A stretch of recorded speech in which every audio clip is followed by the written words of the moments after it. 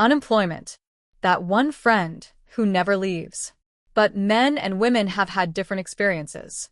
Let's take a quick ride. Early on, men usually had lower unemployment. Then the 80s hit boom. Recession sent rates soaring, and men in manufacturing took the biggest hit. The 90s and 2000s? A roller coaster, but men still had higher unemployment.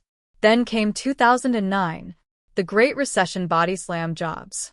Men hit 10.6% unemployment, women 8%.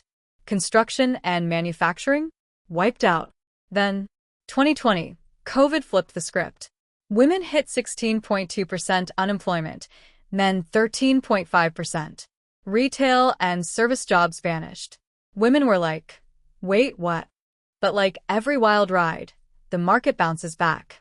Jobs return, and we all pretend disasters never happened. So, if you're worried about your job, just remember, it could be worse. Follow for more fun data that makes you laugh and cry.